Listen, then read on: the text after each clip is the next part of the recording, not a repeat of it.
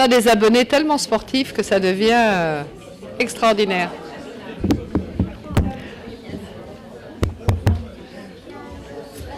Bonsoir à tous.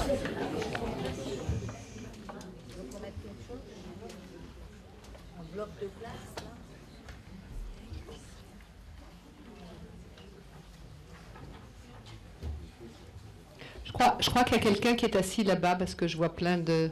Elles ne sont pas là, mais elles doivent être perdues entre deux couloirs. Et c'est pas grave. Non, non, moi je suis là, c'est très bien, pas de problème. Oui, oui. Moi je vous attends. Quand vous êtes prête, vous me le dites.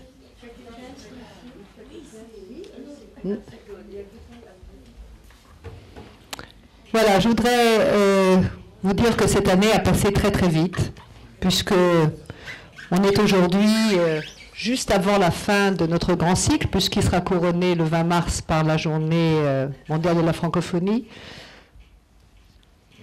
sur notre campus, comme d'habitude, avec un programme exceptionnel autour de la littérature française d'écrivains juifs, et puis on aura véritablement des hommes de science et de savoir qui vont, une fois encore, venir nous éclairer et partager avec nous toutes leurs connaissances. Et c'est un très très beau cadeau. Et je veux d'ici envoyer à Gérard Rabinovitch, à Marc Eisenberg, qui sont président et le directeur académique de l'Alliance israélite universelle et le directeur d'études de l'Institut Lévinas, tous nos remerciements. Je voudrais surtout, une fois encore et du fond du cœur, vous remercier tous. Parce que, comme vous le savez, je vous le dis à chaque fois, mais j'aime me répéter dans ce domaine parce que c'est très important. Notre but principal, au-delà de ces rencontres formidables et de ces cadeaux de savoir qu'on se fait, c'est l'avenir de nos jeunes étudiants français, juifs, qui viennent étudier sur le campus et qu'on peut aider grâce à vous, puisqu'on réunit des bourses chaque année. C'est l'occasion de dire une fois encore merci infiniment aux amis du Bnei Brit, qui, là, il y a quelques minutes, ont de nouveau offert 2 bourses supplémentaires pour nos étudiants. Donc ça, c'est formidable. Ouais. Et puis, au-delà, je voudrais vous dire qu'effectivement, il y a quelques semaines, on aurait dû avoir notre ami Gérard Finkelstein. Seulement, comme il était souffrant, je voulais lui recommander un bon pharmacien, mais il n'en a pas eu besoin parce qu'en fait, il a commencé son parcours de vie en étant pharmacien, donc j'ai pensé qu'il pouvait se passer de nos services et de la biologie nous amener tranquillement à ce jour d'aujourd'hui où on va découvrir avec lui les secrets un petit peu, des mystères, des fouilles archéologiques, parce que c'est toujours un peu surprenant, c'est Indiana Jones, c'est chercher le fond de l'histoire, les racines, avec des tas de grandes questions qui sont souvent manipulées, qui sont souvent extrapolées aussi, mais qui représentent quand même un parcours à l'envers assez fascinant et qui donne le vertige, puisque lorsqu'on parle de Jérusalem ou lorsqu'on parle d'autres sites archéologiques, on est véritablement à l'affût de chaque petit signe qui peut nous permettre de nous rattacher à cette source et à cette histoire.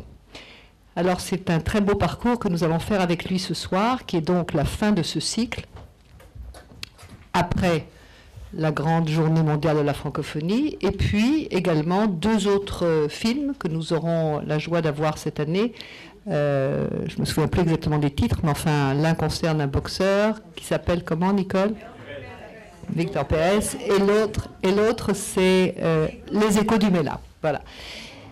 Donc je compte sur vous pour tous ces rendez-vous, et puis bien sûr on se retrouvera l'année prochaine, ça c'est clair. Et ce soir, bon, l'interlocuteur et le conférencier que nous avons ce soir, il a fait un doctorat en archéologie à Paris, et puis il fait partie de ce petit club très fermé de l'archéologie en Israël, très érudit et de très grande qualité, et donc je vais lui laisser le soin de nous emmener très tranquillement vers ces fouilles archéologiques dont il a la responsabilité et sur lesquelles il écrit d'une manière quotidienne pour faire revivre tous ces éléments. Gérard, c'est à vous. Merci.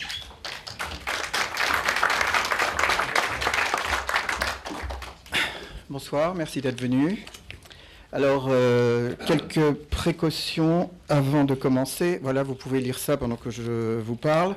Donc, je travaille à la direction des Antiquités d'Israël et j'ai donc un devoir de réserve. Et comme si vous avez lu l'introduction dans mon fascicule, vous pouvez voir que j'annonce des problèmes. Bon, et vous savez aussi qu'il y a des problèmes, ça vient d'être évoqué aussi. L'archéologie génère des réactions assez particulières dans ce pays en particulier. Et ce que je veux faire, c'est quand même vous montrer de l'archéologie. Je suis un archéologue, donc je ne suis pas un observateur de l'archéologie. Donc je vais devoir vous parler de problèmes que je n'ai pas vécu directement, mais sur lesquels je peux avoir quand même quelques idées. Et j'espère ne pas tenir plus qu'1 heure et répondre à quelques-unes des questions qui pourraient vous aider à comprendre un peu mieux ce qu'est l'archéologie dans ce pays. Attendez, il faut que je m'habitue évidemment aux machines. Alors, donc vous avez là le programme, donc présenter le travail archéologique, donc qui est surtout effectué par la direction des Antiquités, et aussi les universités. Alors, je vous explique quand même comment les choses fonctionnent. Ça fonctionne exactement comme en Europe et en particulier en France. La direction des Antiquités fait essentiellement, si ce n'est exclusivement, des fouilles préventives avant construction.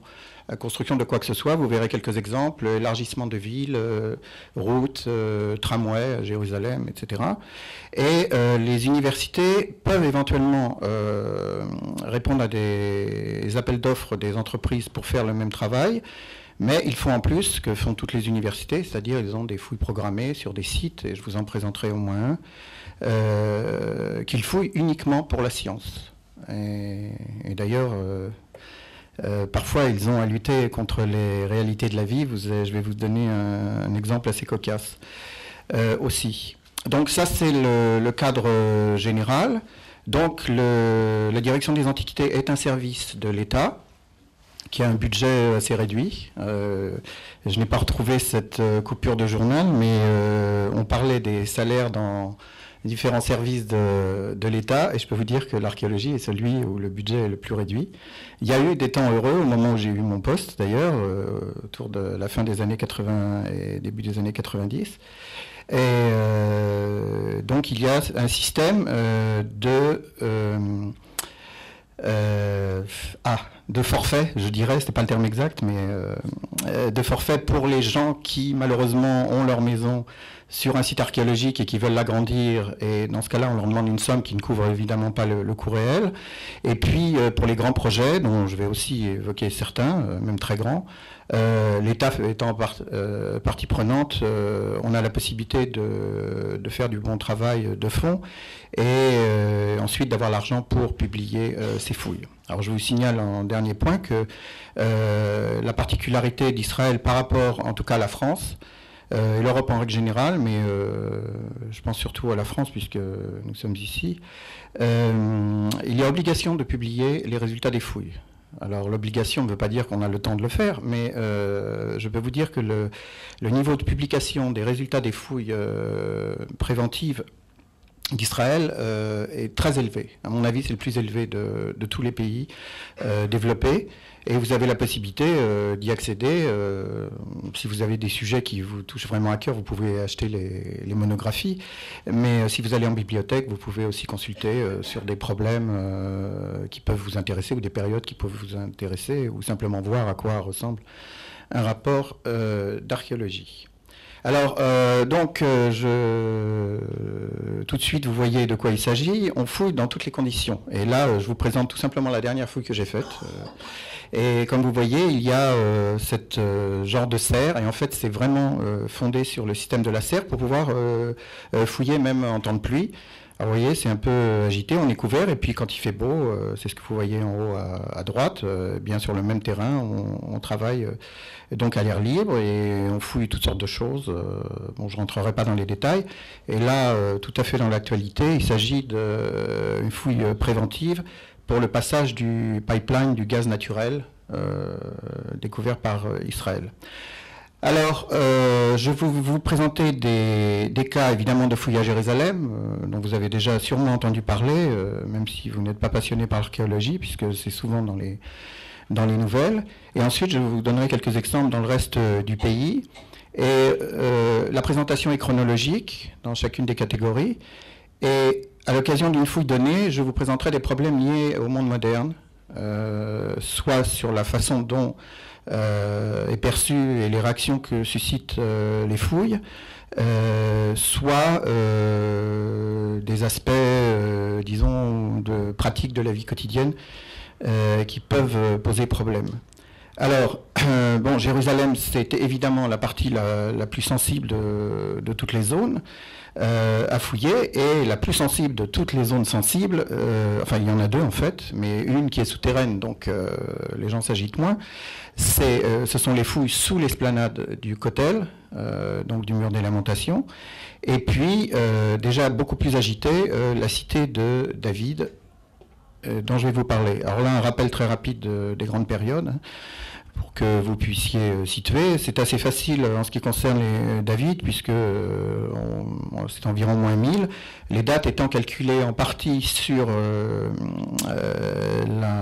Tanakh, et en partie avec les parallèles qui sont faits avec des souverains qui sont nommés aussi dans ces textes. Et puis, évidemment, l'archéologie essaye, avec parfois beaucoup de difficultés, d'affiner la chronologie absolue des différentes strates. Alors, une des fouilles qui a fait plus parler d'elle, c'est donc dans la cité de David, la découverte du palais du roi David. Alors, je dois avouer qu'il y a aussi des archéologues qui sont très influencés par leur désir, et parfois ils voient des choses qui ne sont peut-être pas très nettes pour les gens qui sont plus sereins. Et la fouilleuse de cette zone, qui se trouve juste à l'entrée du centre des visiteurs de la cité de David, dit avoir trouvé un long mur du palais de David. Mais ce qui est réel et factuel, c'est qu'il a trouvé un dépôt de poterie de l'époque de David, ce qui était totalement nouveau à Jérusalem. Quant à son long mur, vu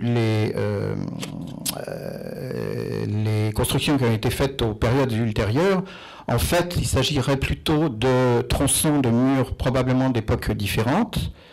Et sa reconstitution est un petit peu forcée. Vous voyez, sans rentrer dans les détails, vous voyez bien que les lignes droites ne le sont pas vraiment, et que le palais de David, quand même, devait être un peu mieux construit que ceci. Ceci dit, elle n'avait pas besoin de forcer, et de créer surtout une excitation autour de ça, puisqu'il est certain que nous sommes à l'emplacement du palais royal, étant donné que deux sceaux ont été trouvés, enfin un dans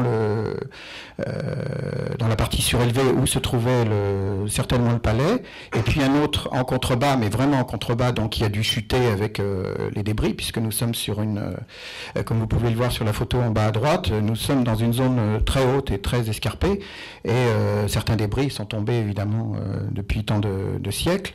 Donc deux sceaux ont été trouvés de deux personnages qui sont cités dans le Tanakh, et pas n'importe qui, puisque le premier est l'intermédiaire entre le roi et Jérémie, pour essayer de calmer Jérémie, qui annonçait des choses que personne n'avait envie d'entendre.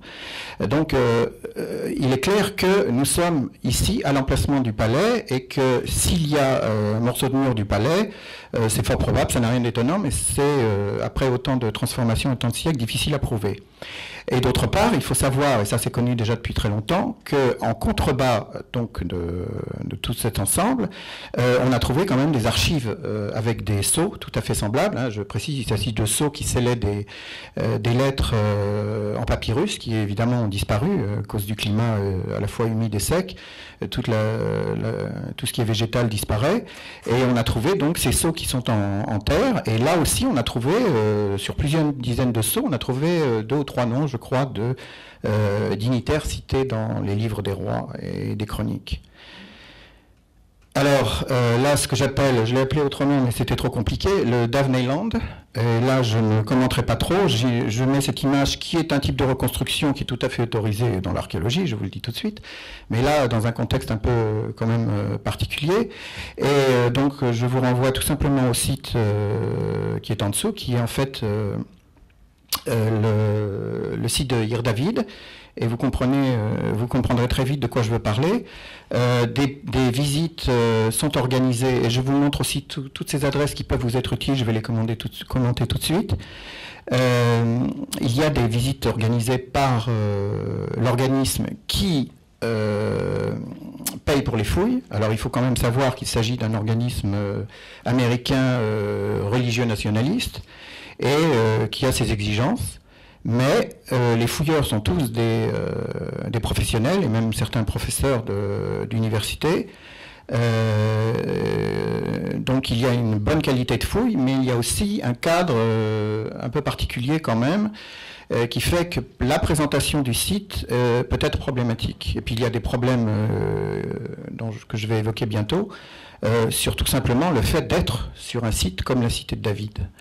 Alors, les 4 adresses que je vous ai données représentent en fait les différentes tendances. Bon, la tendance neutre, évidemment. Tout ce que vous voulez savoir sur l'archéologie et les nouvelles de l'archéologie, c'est le site de Israel Antiquity Authority, donc la direction des antiquités d'Israël.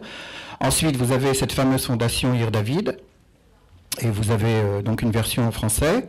Et puis vous avez quelqu'un qui se bat farouchement contre de gauche, inutile de le dire. Enfin si, peut-être, ça pourrait être un simple archéologue, et je vous émettrai des opinions d'un archéologue qui n'est qu'un simple archéologue, que la politique n'intéresse pas, parce qu'il y a suffisamment de travail à faire pour sauver l'archéologie sans entrer dans la politique, c'est moi. Donc ce Rafi Greenberg, qui est professeur à l'université de Tel Aviv, organise aussi des contre-visites sur ce site et explique ce qui s'y passe du point de vue professionnel. Moi, ce qui me gêne, c'est qu'il parle aussi des problèmes des Palestiniens installés, les pauvres, sur le site. Et ça, bon, ça m'intéresse moins, puisque moi, personnellement, je mets tout le monde dans le même panier, et je reviendrai là-dessus tout à l'heure. Et une chose qui est intéressante, mais à présent uniquement intéressante, ce sont des archéologues de bonne volonté, du côté palestinien et du côté israélien, évidemment Rafi Greenberg en faisait partie, où ils ont fait un brouillon de charte au cas où les Palestiniens et les Israéliens arriveraient à une entente pour savoir comment gérer l'archéologie dans les 2 territoires. Donc vous avez le texte intégral en anglais sur le site donc de l'université. Alors, vous avez une image ici, 2 images, une qui est vue d'avion qui vous montre la Cité de David avec les problématiques dans lesquelles je ne vais pas entrer en détail sur la future organisation de la visite de la Cité de David. Et un des plans qui est fait, c'est dans la vallée. Donc la Cité de David se trouve donc sur la hauteur qui se trouve donc à gauche, et à droite vous avez le village de Siloé, qui est donc ce village arabe très ancien qui date de l'époque moderne, mais je dirais l'époque 16e siècle, 16e 17e siècle. Et vous avez la vallée du Cédron qui est au milieu, et vous voyez qu'au 19e siècle elle servait encore de champs et de vergers, de potagers, comme c'était le cas à l'époque de Salomon, qui sont tout à fait décrits aussi dans le Tanakh.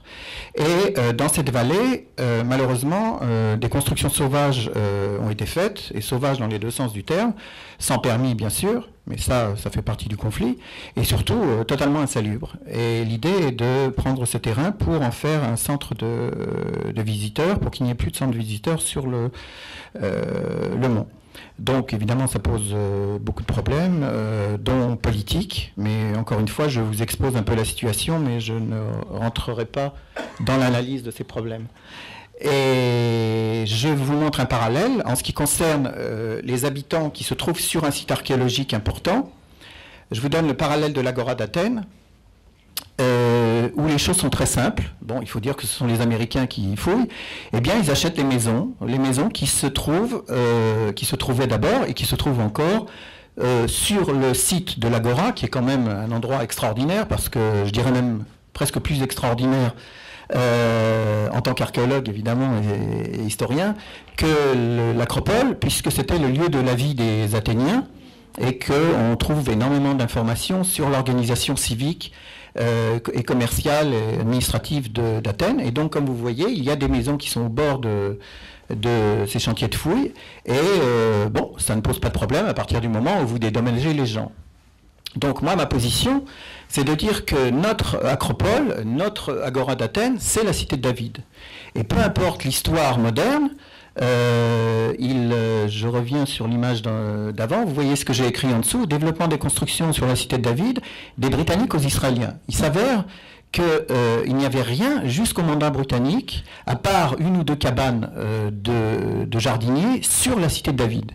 Et c'est à partir des Britanniques, dont on aurait pu penser, parce qu'ils ont fait beaucoup de choses très, très intéressantes sur l'urbanisme de Jérusalem, qu'ils auraient peut-être, parce qu'on savait très bien que c'était la cité de David depuis très longtemps, hein, les fouilles étaient faites déjà depuis le 19e siècle, et la deuxième moitié du 19e siècle, et ensuite même au début du 20e, des fouilles importantes avaient déjà été faites qui démontraient que c'était bien la ville d'origine. Et bien les Britanniques ont commencé à construire des bâtiments assez lourds, et puis ça n'a plus arrêté, les Jordaniens et aussi les Israéliens. Et ce que Greenberg défend, ce sont les Palestiniens qui en fait souvent se sont installés en 66 par exemple. Bon, ben, très bien, je regrette pour tous ces gens-là, et je regrette aussi que des bâtiments aujourd'hui soient construits par des juifs, ou aménagés par des juifs, mais je peux le dire là, malgré mon devoir de réserve, puisque je l'ai dit devant le directeur des Antiquités, et les professeurs d'université, à mon avis, il faut expulser ces gens, mais avec des dommages qui leur permettront réellement de s'installer.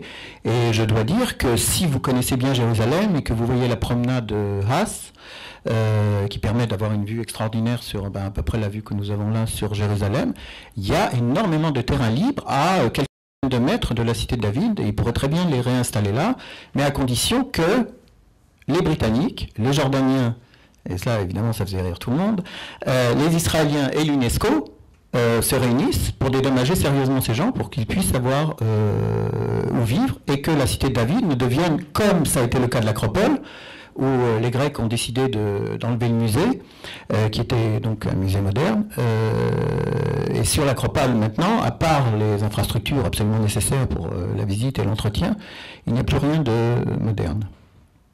Alors, autre endroit que je ne détaillerai pas, ce sont les fouilles sous l'esplanade. Alors, ce qui est intéressant, il y a une partie qui a été quand même faite à ciel ouvert, donc ça vous donne une idée d'un peu de ce qui se passe, et peut-être êtes-vous allé aussi voir. En fait, comme rien ne se fait, eh bien, des Israéliens ont décidé de financer des fouilles qui sont absolument extraordinaires sur cette zone, sous l'esplanade et même à côté. Et on y trouve des choses intéressantes, comme par exemple une extension de la ville de la cité de David, aussi loin au 9e, 8e siècle, qui sera aménagé d'ailleurs pour les visiteurs, et je pense qu'il y aura un sol vitré au-dessus, ou je ne sais pas. Alors, maintenant, en ce qui concerne les questions de mémoire, nous avons donc l'histoire.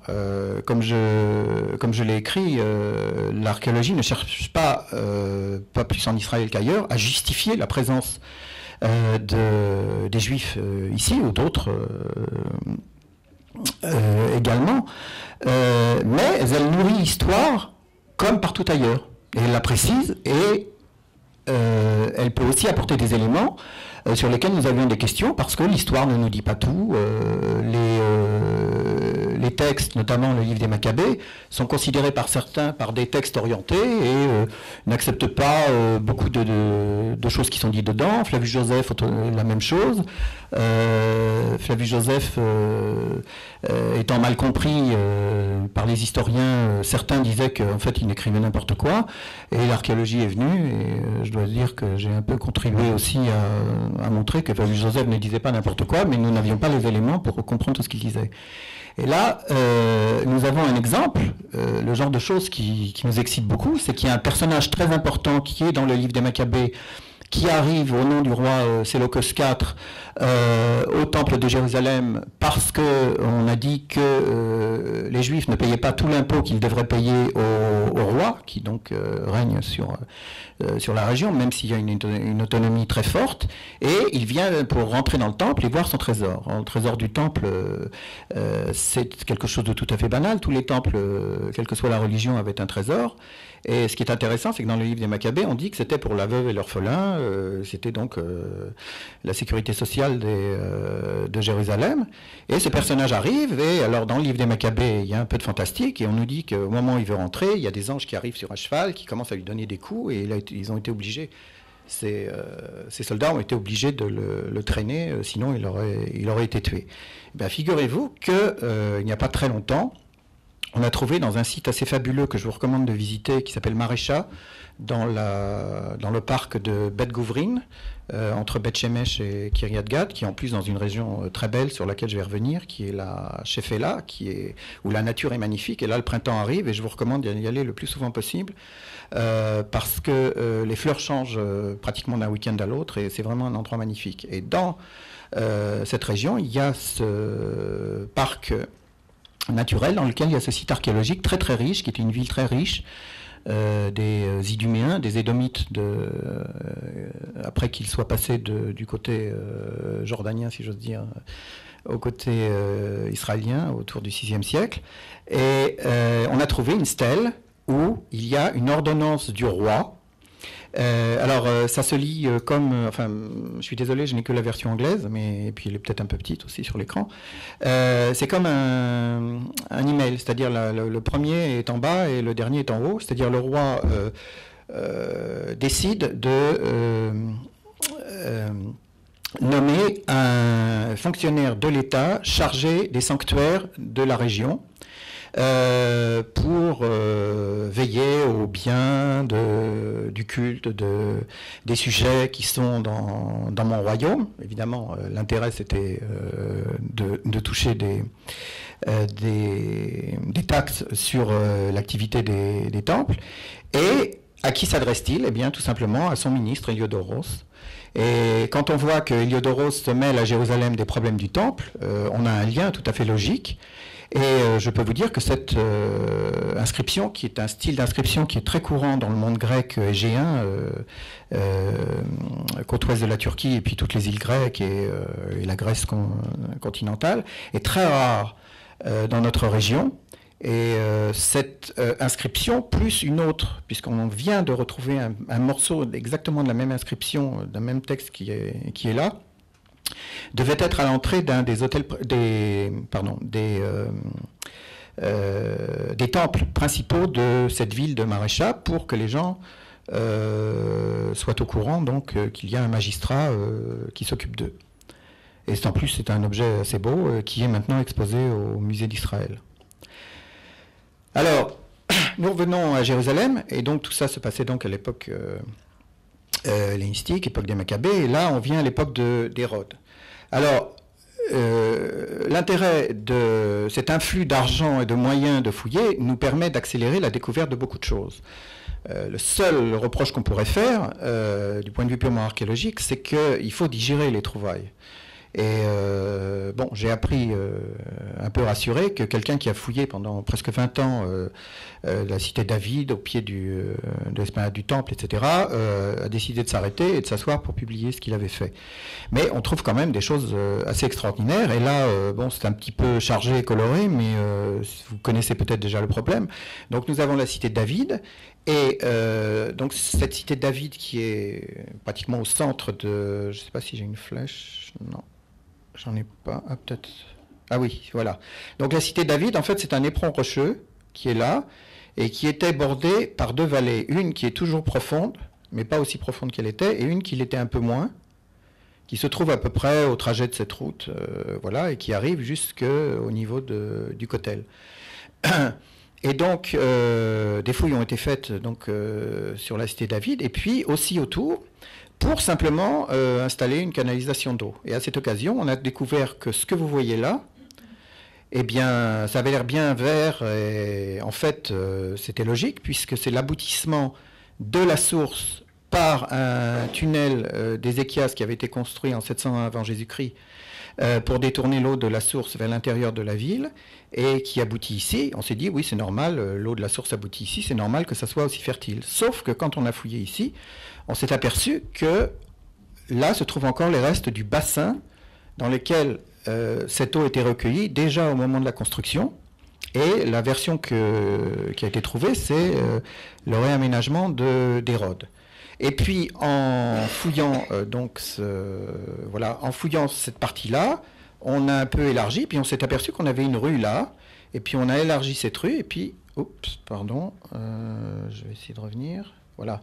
Et puis en élargissant de ce côté-là, on a vu qu'il y avait une rue qui montait, et puis là, au jour d'aujourd'hui, eh bien vous pouvez monter cette rue en souterrain jusqu'au Kotel.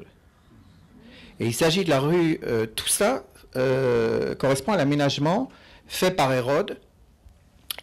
L'état de conservation est absolument fabuleux, puisque Hérode a fait ça autour des années 20 avant Jésus-Christ, et que 70 plus 20, 90 ans après, tout ça a été abandonné au moment de la destruction du temple en 70.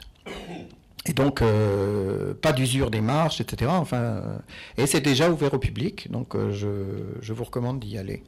Et donc, on rejoint une rue qui était déjà connue le long du Kotel. Alors, voilà à quoi ça ressemble. En bas à gauche, vous avez les marches, puisqu'il s'agissait en fait d'une très grande piscine, enfin on l'appelle piscine, avec des marches pour entrer dedans, dépendant le niveau de l'eau pouvant être changeant dans ce réservoir selon les périodes de l'année, et qui devait aussi servir de mikvé. Et puis ensuite vous avez la rue, et puis vous avez le début de la rue montante, et ici non seulement nous avons la rue, mais nous avons trouvé l'égout qui se trouve en dessous, et vous voyez ce qu'était un égout à cette époque, puisque l'archéologue responsable tient largement debout dans cet égout, et la visite ouverte fait passer également dans cet égout. Et à l'aboutissement, évidemment, on arrive à cette rue qui est déjà connue depuis un certain temps, qui est la rue qui longe le mur ouest, quand vous êtes face au Kotel, à la droite du Kotel. Et là, évidemment, on a fait des découvertes extraordinaires, puisque vous voyez peut-être, la photo n'est peut-être pas assez grande, mais vous connaissez peut-être l'endroit, il y a des pierres énormes qui sont en bas. En fait, il s'agit des pierres qui ont été poussées de l'esplanade du temple qui se trouve au-dessus par les Romains pour qu'il n'y ait plus de murailles autour du temple. Et ce que l'on découvre, en fait, c'est que d'après les monnaies, les dernières monnaies que l'on trouve sont les premières années de la révolte, et il y a une couche de poussière, puisque ça ne s'est pas fait tout de suite. Et donc, on voit que rien ne s'est passé à partir de 70 à cet endroit. Et puis, je précise aussi que de l'autre côté, vous avez la visite que vous connaissez peut-être du tunnel qui monte jusqu'à la Via Dolorosa ici, et qui est en fait la continuation tout simplement de cette rue, qui pour le moment est bouchée par le pont et la synagogue qui a été installée. Et là, vous voyez donc les autres tronçons que je venais d'évoquer, donc la piscine et le début de la rue qui monte avec un autre tronçon. Au moment où j'ai fait cette diapo, on venait de découvrir les choses par tronçon, mais maintenant, on peut visiter en continuité. Alors, pas très loin, et donc sur la cité de David, attendez, je vais essayer de préciser, voilà, à peu près à cet endroit-là, vous avez un parking que l'on voulait aménager, et on a commencé à faire des fouilles, et je pense que la photo est suffisante pour montrer combien c'est vertigineux.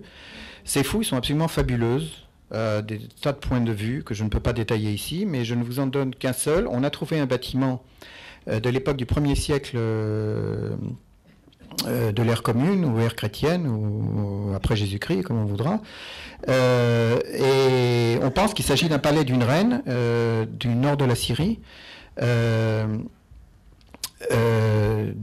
qui s'était convertie au judaïsme et qui, quand elle a pris sa retraite, est venue à Jérusalem et a construit un magnifique palais pour elle-même. et s'est fait enterrer à Jérusalem. Donc, ces fous sont justes face à l'entrée des visiteurs pour la cité de David. Et cette reine, en plus, s'est fait enterrer, et ça on le savait par Flavius Joseph, au nord de ce qu'on appelle le troisième mur, c'est-à-dire le mur le plus extrême que vous avez là-haut. Et sa tombe est absolument fabuleuse. Et un Français, à l'époque de Napoléon III, est venu fouiller, parce qu'il pensait que c'était le tombeau des rois de Juda.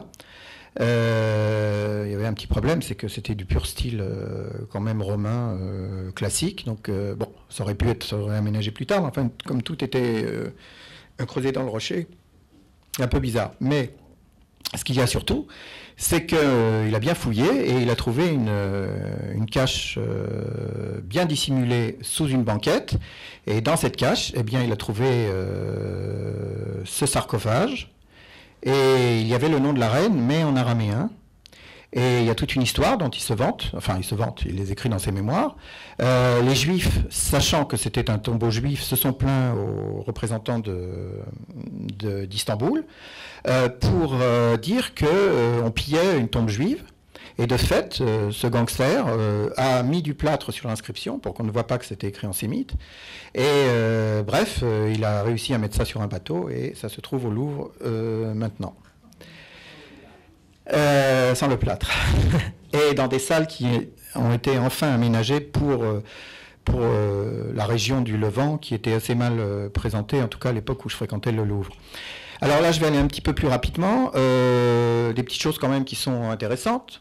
Avoir le portrait d'un souverain juif, sachant que les portraits étaient interdits, c'est quand même intéressant. Et en fait, le petit-fils d'Hérode, Agrippa Ier, a fait mettre son portrait sur des monnaies, mais pas des monnaies de Jérusalem, évidemment. Je ne peux pas vous parler de tout ce qui est advenu du royaume d'Hérode à sa mort, mais il a été partagé entre ses fils, etc. Et uniquement des symboles païens, même à l'époque d'Hérode, étaient présents uniquement dans des monnaies de villes qui n'étaient pas Jérusalem. À Jérusalem, en général, il y avait une référence très claire au temple, aux prêtres, etc. Et cette monnaie, donc, est de Tibériade, et donc ça ne posait aucun problème de mettre ce portrait, sauf du point de vue purement juif. Et à partir de quelques-unes de ces monnaies, eh bien, au musée d'Israël, on a fait un buste donc d'Agrippa Ier. Alors là, un personnage, quand je l'ai découvert il n'y a pas très longtemps, m'a beaucoup amusé et horrifié en même temps. Mais d'un autre côté, il faut toujours moduler dans l'histoire. C'est le fils d'Agrippa Ier. Il faut vous dire que les Romains, à l'époque d'Auguste, donc le premier empereur, a utilisé des souverains locaux comme clients. C'est le terme premier de client.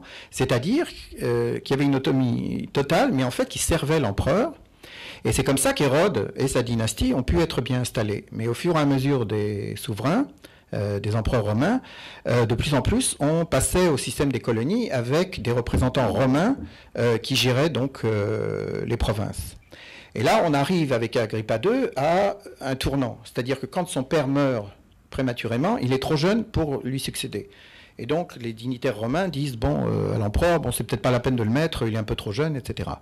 Sauf que, à partir du moment où les Juifs, en ayant assez d'avoir des procurateurs qui prélevaient des taxes énormes, on sait très bien que beaucoup d'entre eux en profitaient, eh bien, le début de la révolte commence en 66, et là, les Romains se disent, si on amenait le roi, en plus le roi en question avait l'air plutôt docile, et c'est le moins qu'on puisse dire, puisque là, je vous ai mis tout le texte que je pense que vous ne pouvez pas lire, mais pour vous donner une idée de ce que l'on trouve dans Flavius Joseph.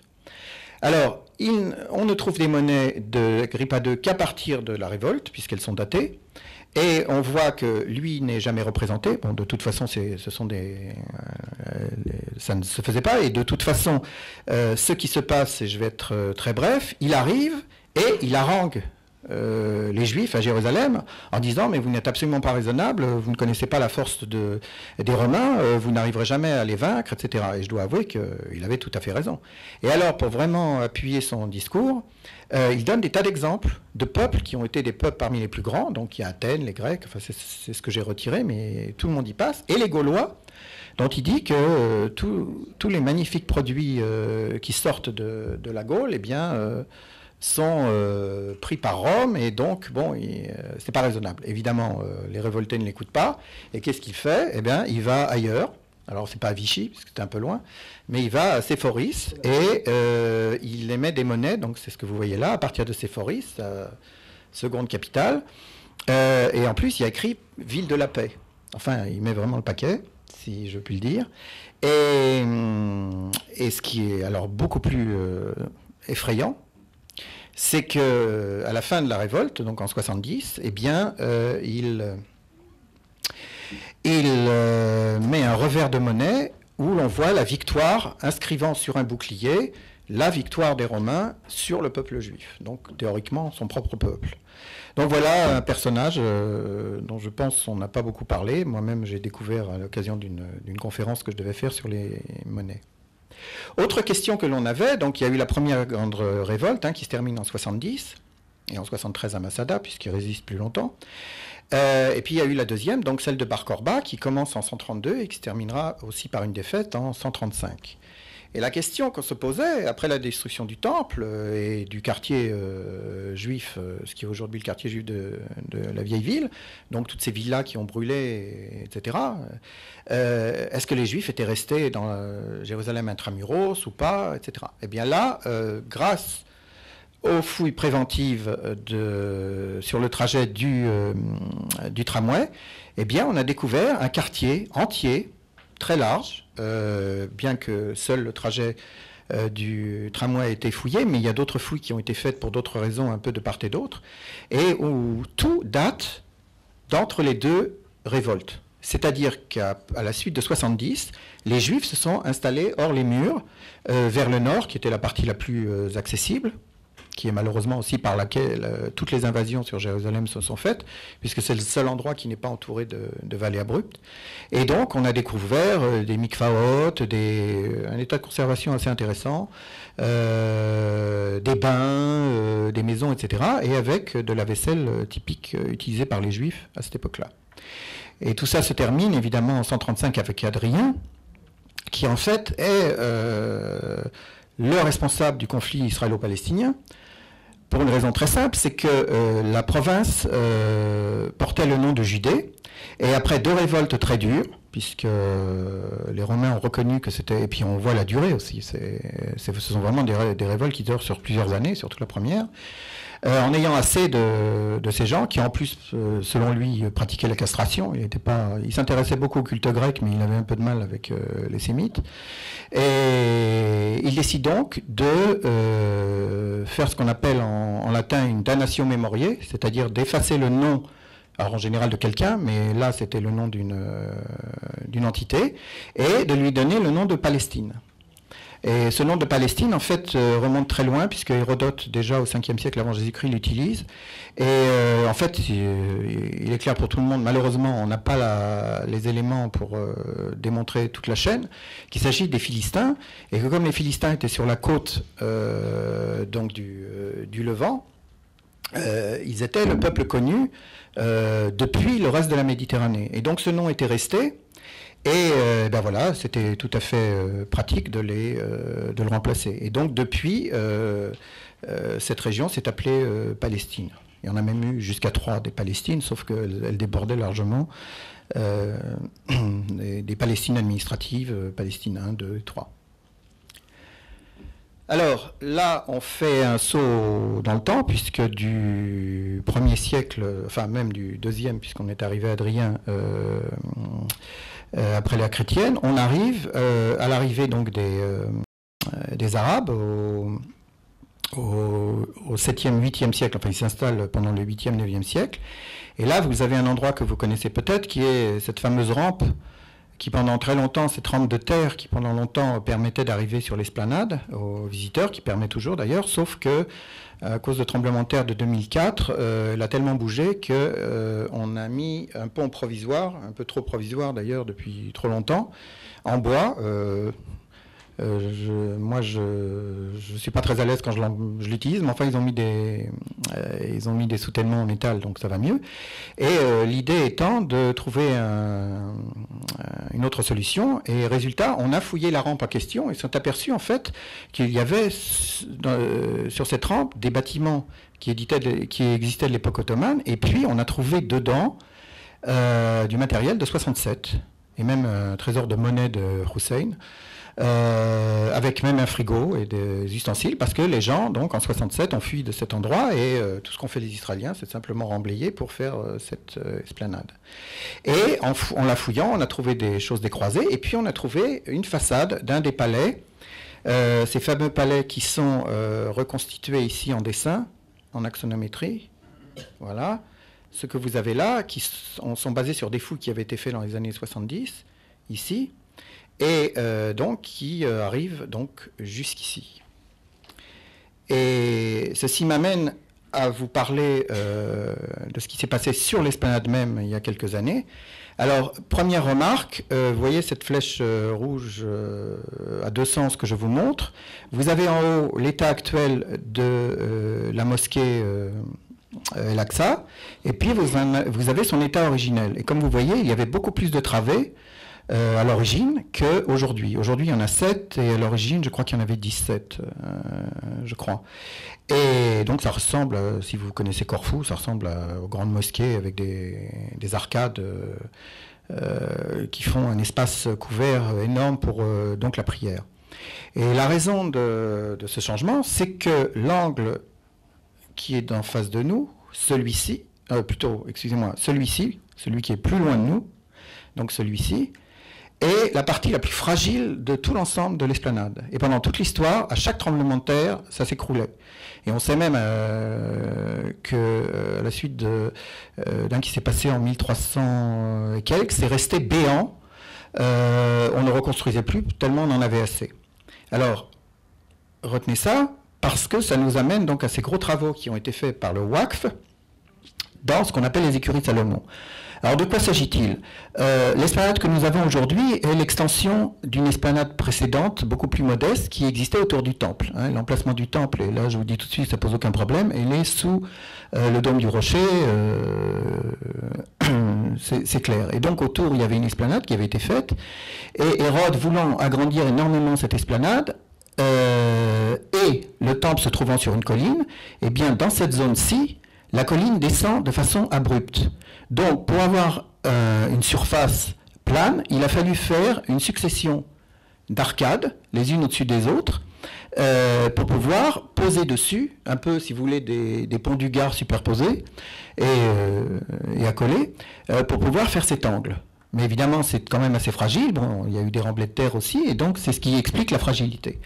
Or, c'est là que le Waqf a décidé de faire la plus grande mosquée de l'islam, c'est-à-dire araser la terre qui se trouve juste en dessous, puisqu'on pouvait y accéder, et faire un escalier monumental qu'on va voir tout de suite à cet endroit-là. D'ailleurs, je crois que j'ai l'emplacement, voilà, les deux ovales.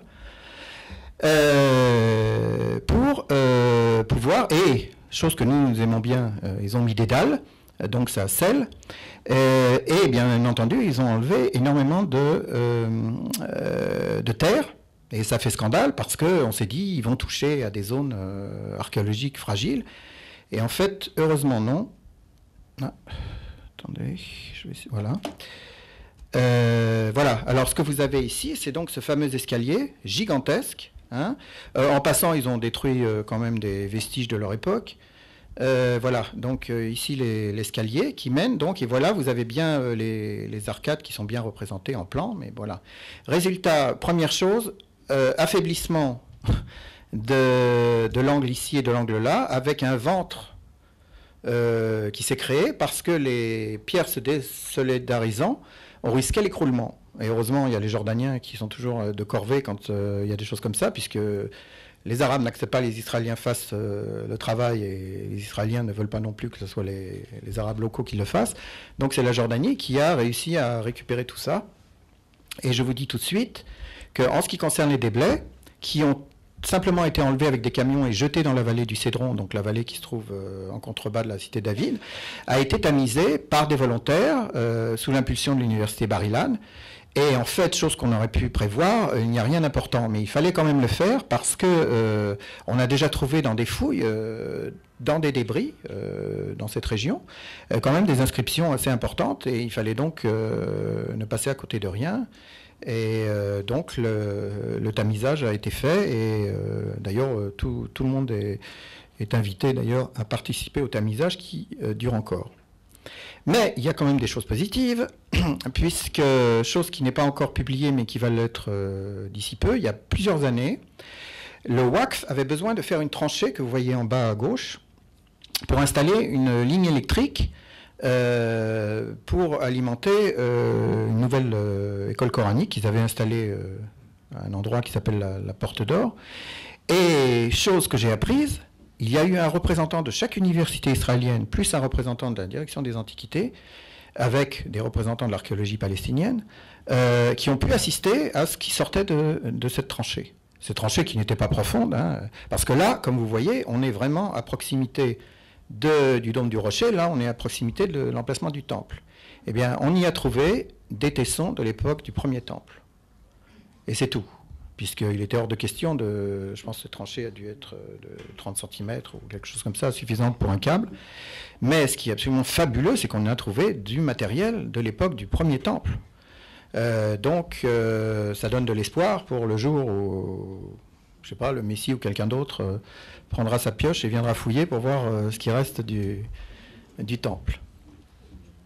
Alors, donc, on était à l'époque au 7e siècle, 7, 8e, 9e siècle après Jésus-Christ, et là, on fait un bond dans le 19, 20e siècle, à Jérusalem, une fouille qui m'a beaucoup impressionné, je dois vous dire, puisqu'il s'agit du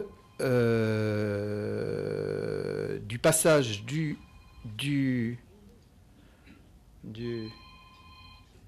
Oui, il va s'arrêter, j'imagine. Oui. Donc, du passage du tramway le plus près du mur de la vieille ville, qui se trouve donc ici, si vous arrivez à suivre la flèche, voilà, et juste devant la Porte Neuve, qui se trouve ici. Et j'ai découvert des bâtiments. J'ai découvert d'abord quelque chose qui était connu, qui était comment on appelle ça, le fossé médiéval, mais dedans surtout j'avais des fondations gigantesques avec des citernes gigantesques et qui avaient l'air plutôt modernes. Donc je me suis posé la question et j'ai fini par avoir le renseignement avec une photo de 1917, et voilà que, comme vous le savez peut-être, il y avait des bâtiments qui étaient construits à l'extérieur, juste le long de la muraille, un peu partout. Il y en avait à la porte de Jaffa, il y en avait à la porte de Damas, et le mandat britannique avait décidé de toutes les démolir, quelle que soit leur importance. Et donc ça avait déjà été commencé, puis le mandat britannique a pris fin. Et à cet endroit, il faut aussi savoir que, à cet angle donc de la muraille, puisqu'elle repart ici vers, nous sommes au nord de la muraille nord, a eu la plus grosse bataille pour Jérusalem. Pour deux raisons. D'abord, essayer de conquérir, pour les Juifs, de conquérir la vieille ville, mais aussi, à partir d'un certain moment, comme la légion arabe venait de la porte de Damas, donc dans cette direction, il a fallu les stopper. Et donc, les bâtiments qui se trouvaient là ont été mis à contribution, si j'ose dire. Et je vais donc vous montrer les noms de ces différents endroits. Alors, deux qui existent encore, c'est l'hôpital Saint-Louis, construit par les Français, Notre-Dame de France, construit par les Français, et puis j'attire votre attention sur celui-ci, qui était le couvent des Sœurs de Marie Réparatrice. Je ne pourrais pas vous expliquer de quoi il s'agit, mais c'est déjà très excitant en soi-même. Un bâtiment absolument magnifique. Ici, la porte elle-même, et là, de l'autre côté, des bâtiments d'habitat et des boutiques pour pèlerins. Et puis une école ici de garçons franciscaines. Et j'ai trouvé donc les fondations de tous ces endroits. Et il faut savoir qu'eux étaient très malins, je reviendrai sur ce point tout à l'heure. Pour s'alimenter en eau, eh bien, ils ont fait une chose très simple. Ils ont fait des citernes gigantesques qui étaient alimentées par la pluie, et ils avaient de l'eau pour toute l'année. Ils ont évidemment bénéficié du fossé qu'ils ont aménagé, surtout vidé. de ce qu'il pouvait y avoir comme reste antique, et ils ont aménagé. Donc, c'est ce que moi, j'ai trouvé. Mais j'ai appris beaucoup de choses sur le bâtiment lui-même, et je voudrais juste une illustration de ce qui peut éventuellement un jour arriver, même ailleurs. C'est archéologie et photographie, puisque il y a un petit peu d'animation que je n'ai pas supprimée parce que j'ai enlevé cette diapo d'une autre présentation, a été trouvée au niveau de l'emplacement de ce couvent, qui avait une église, une magnifique église. Enfin, tout ça était en pierre de taille, hein, il faut comprendre, même en vrai marbre. Ils avaient le temps, ils ont construit ça entre 1888 et 1904. L'église a été terminée en 1904. Et donc, on a trouvé des tas d'éléments architectoniques de l'église. Et évidemment, on ne savait pas quoi. Par exemple, ce morceau, il y avait écrit 1531, je crois, et on ne savait pas ce qu'était cette date. Et puis finalement, je vous passe plusieurs années de recherche aux archives de cette confrérie. Et donc finalement, j'ai eu la photo d'une chapelle. Et quand j'ai regardé cette photo, eh bien, je me suis aperçu que des morceaux, alors bon, il y a les flèches, je ne sais pas si vous les voyez bien, eh bien, cette année se trouvait marquée au-dessus du décor de cet hôtel, parce que c'est l'année de l'apparition de la Vierge de Guadalupe. Et pourquoi y a-t-il une chapelle à la Vierge de Guadalupe? Tout simplement parce que elle a été dédiée en 1902 par des Mexicains pour le centenaire de l'indépendance du Mexique. Alors, vous voyez, on apprend des tas de choses. Hein. Donc je continue, voilà un peu rapidement. Donc les autres éléments trouvent leur place, hein, vous me faites confiance. Là, c'était un autre élément qui se trouvait dans la cour du musée Rockefeller et qui a aussi sa place dans tout cet ensemble. Alors, la Porte Neuve, j'ai appris aussi d'autres choses, notamment sur ce qui se passe dans 1933 et en 1948. Alors là, il y a eu les premières émeutes avec des morts, etc. Et donc voilà à quoi ressemblait à peu près la porte. Elle avait donc une grille. Et derrière, vous voyez Notre-Dame de France, hein, ce gros mur qui est juste derrière, cet angle. Et puis, en 1948, eh bien, elle a été entièrement bloquée par des plaques de métal. Et là, vous voyez juste en face, sur les hauteurs d'une annexe de Notre-Dame de France, donc des soldats que je n'ai pas identifiés encore, en face de cette porte. Et puis surtout, ça m'a permis, c'était la seule photo que j'avais, il y en a une autre qui montre encore plus, la seule photo que j'avais de ce bâtiment d'habitation et de boutique.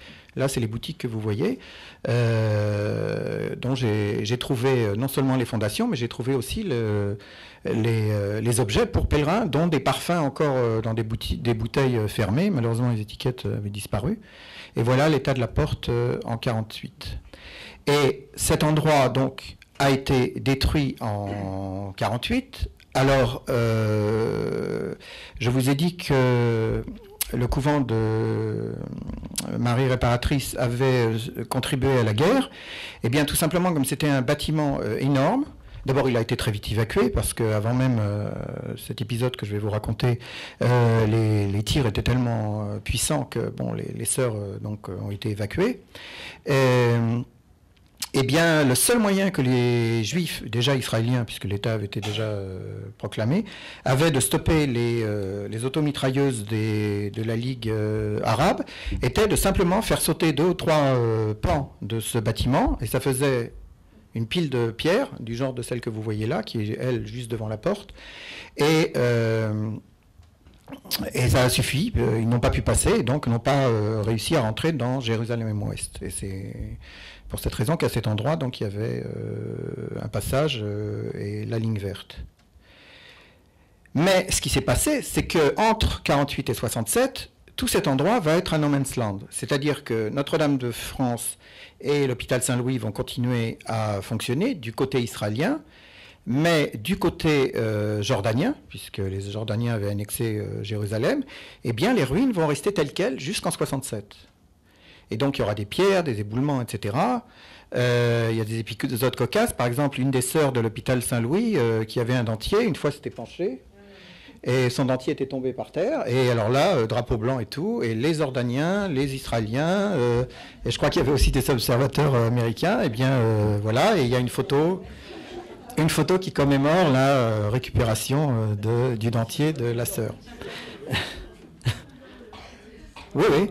Et voilà. Et donc, les Israéliens, évidemment, ont fini le travail qui était prévu par les Anglais, puisqu'ils ont pris le même parti. C'est que tout autour de la vieille ville, il n'y aurait que des pelouses et donc une possibilité de circuler. Alors, les boutiques, je vous montre ce qu'il y avait dans les boutiques. C'était quand même pour des pèlerins chrétiens. Hein. Nous sommes dans une zone très chrétienne. Alors, toutes sortes d'objets, je vous passe les détails. Et un sifflet de policiers britanniques. Et une machine à coudre d'un tailleur.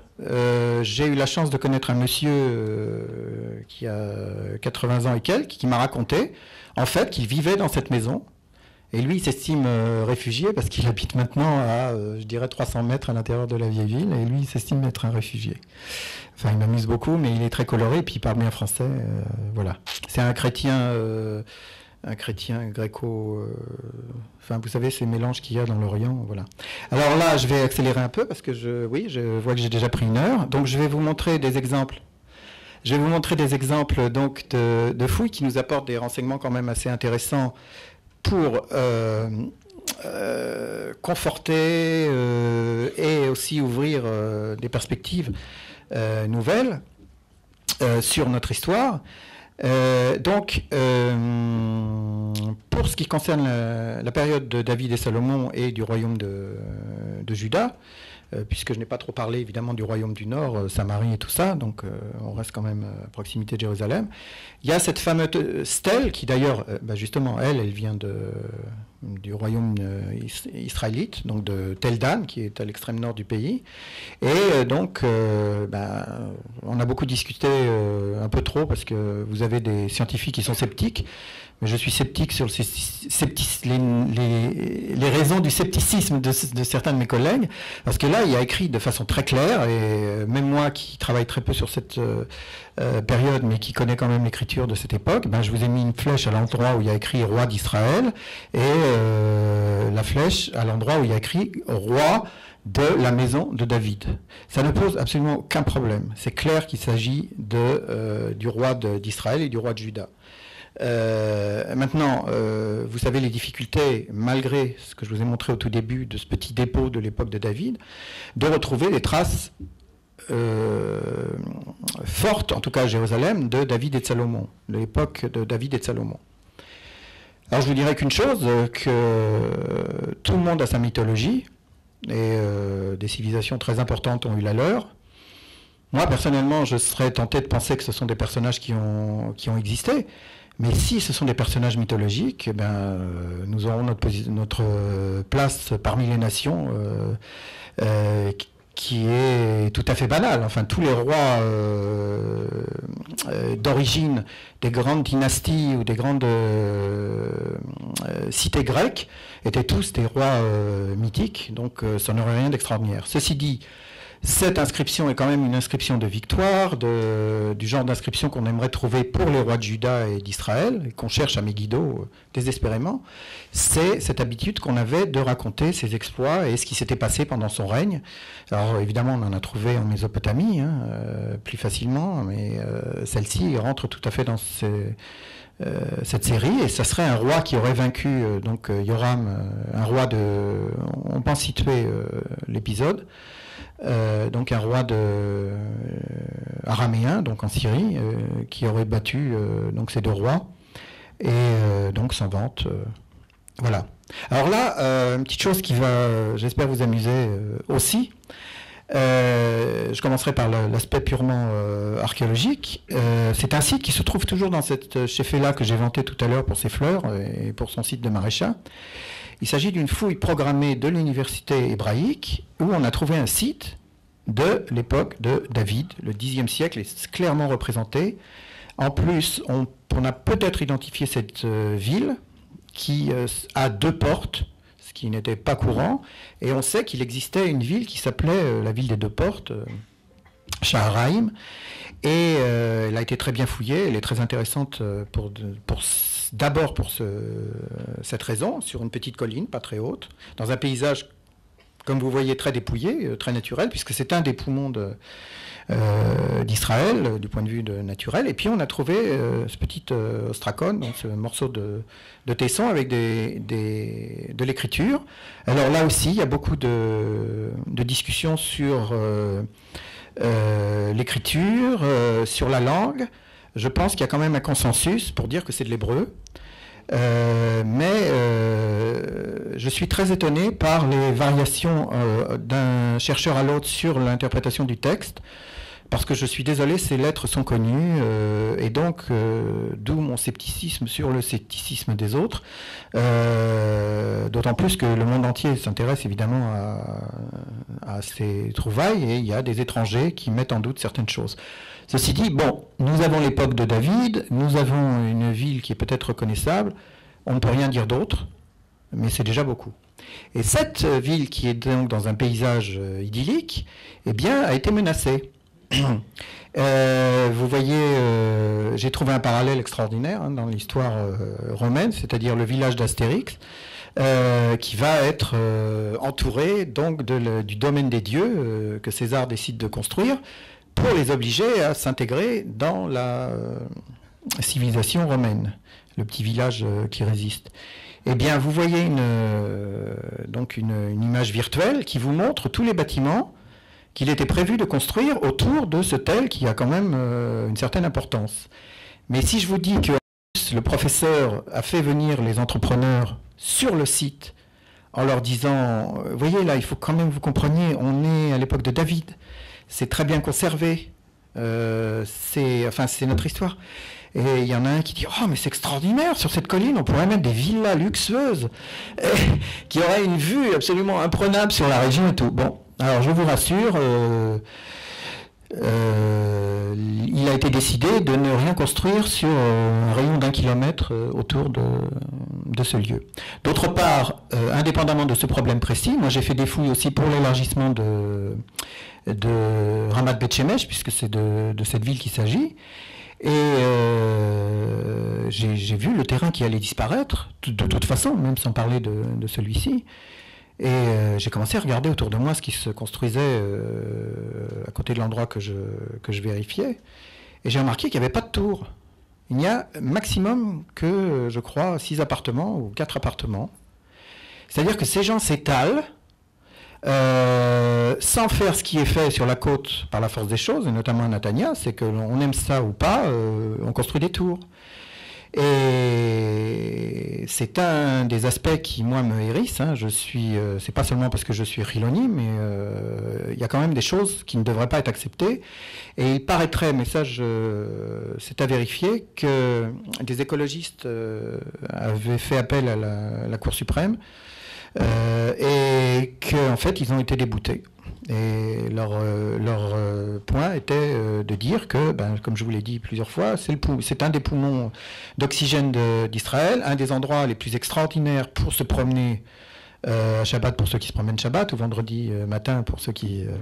ou Chol HaMoed. Et c'est l'endroit où, ça j'ai pu le voir moi-même, où les amateurs de cyclisme, il y en a beaucoup en Israël, s'entraînent et font des balades. Depuis qu'on a retransmis le Tour de France, ça fait des émules, et cette région s'y prête absolument, puisqu'il y a beaucoup d'endroits plats, des petites collines, etc. Donc vous voyez, on est en plein dans la réalité du monde moderne. Alors là, c'est une gigantesque fouille que j'ai co-dirigée avec un ancien, et qui était en fait l'examen de l'échangeur qui devait mener au tunnel sous le Carmel, qui permet d'éviter de contourner Haïfa. Et ils ont choisi évidemment l'endroit où il y avait une ville entière d'époque byzantine, avec 2 églises, 15 pressoirs à huile, autant de pressoirs à vin, enfin des tas de choses, et 50 tombes. Et donc voilà, juste une pauvre illustration de ce qu'on a trouvé, notamment de l'abside pillée d'une église. Et donc Et à cet endroit, il s'est passé beaucoup de choses. Alors d'abord, cette fouille illustre donc ce type de fouille préventive à grande échelle.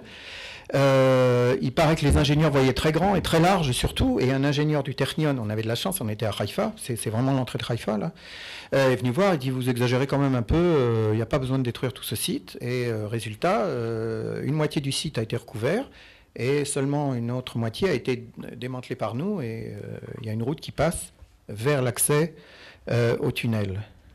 Voilà où ça se trouve. Si vous connaissez,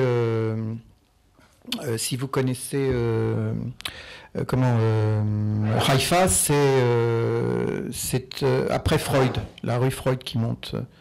Voilà. Oups. Alors, autre chose que je voulais vous montrer qui fait référence aussi aux citernes dont j'ai parlé tout à l'heure.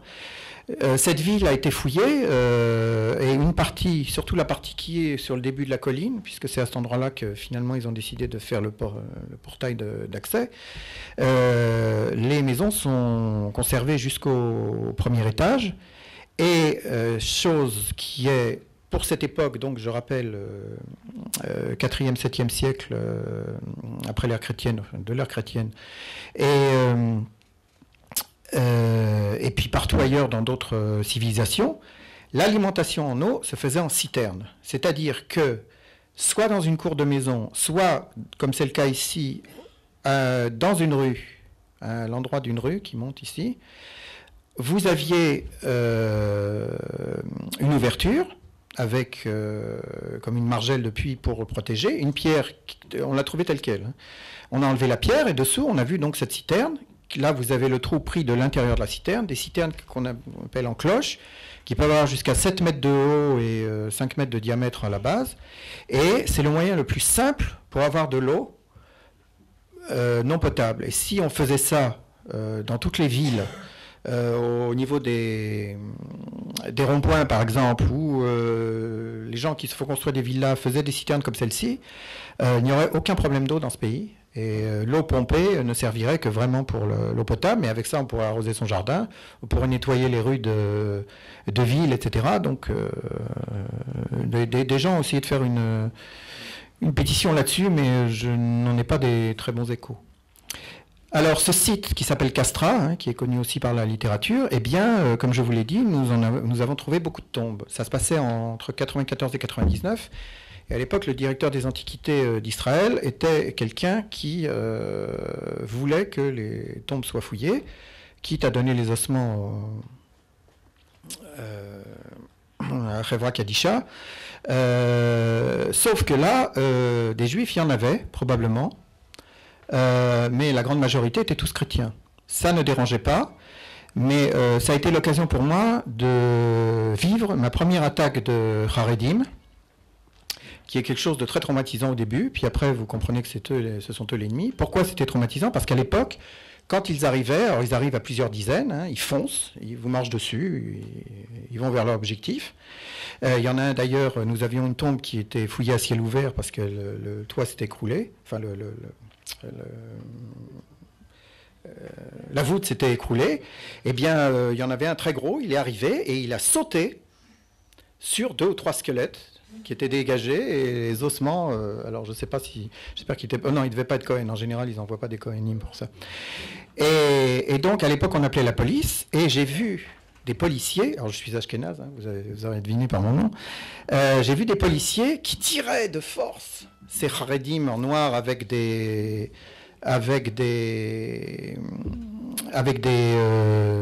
donc des paillettes et tout, enfin le costume habituel. Et je vous jure, bien que mes parents Toda Lael n'ont pas été dans les camps, mais bon, ont souffert en France suffisamment, c'était déjà pas mal, et bien je vous jure que j'étais mal. C'est-à-dire que je ne voyais plus qu'il s'agissait d'Israéliens et de Haredim, mais je voyais d'hommes en uniforme. Oui, c'est vrai que ça rythme. J'ai bientôt fini. Vous pourrez vérifier vos appels bientôt. Donc, des gens en uniforme qui tiraient des juifs religieux. Bon. Mais je vous dis, la deuxième fois, quand ils sont arrivés, j'allais beaucoup mieux. Et surtout que j'en ai subi d'autres, dont celle-ci. Alors, vous voyez, je vous montre une image. C'était un autre site. où vous les voyez arriver, tata, tout en criant, en levant les bras, etc. Et puis, voilà, ils arrivent et ils prennent les outils des mains de mes ouvriers. Alors, en haut à gauche, vous avez des Arabes. En bas à droite, vous avez des Éthiopiens. Et ils s'assoient devant vous. C'est-à-dire, évidemment, mes ouvriers, au bout d'un moment, et moi-même, on s'assoit, puisque les consignes aujourd'hui, parce que c'est beaucoup plus récent, est de ne rien faire. On s'assoit et puis eux se mettent vraiment à vous narguer. Ils sont franchement agressifs, vraiment incroyables. Et puis, on vit des choses déjà un peu plus cocasses. Alors, celle-ci, elle est vraiment pas extraordinaire, il y a eu pire. J'étais en train de continuer une fouille et on avait trouvé un pressoir à vin de l'époque des rois de Juda qui avait un système un peu particulier, c'est-à-dire que la vasque pour recueillir le jus était en souterrain. Et comme elle était en souterrain, il y avait des escaliers et un passage souterrain. Et évidemment, pour eux, c'est très simple. C'est en souterrain, ça rentre dans le rocher, c'est une tombe. Alors, qu'est-ce qu'ils ont fait ? Ils m'ont démantelé un mur de l'époque des rois de Juda. Et puis, comme vous voyez, consciencieusement, ils font rouler les pierres. D'abord, ils en ont mis à l'intérieur, et puis ensuite, ils ont fermé l'ouverture. Alors, sans commentaire, mais je peux vous dire que c'est pas agréable, et que, il y a beaucoup de choses dont ça serait un sujet en soi-même, parce que, j'ai un peu regardé les textes.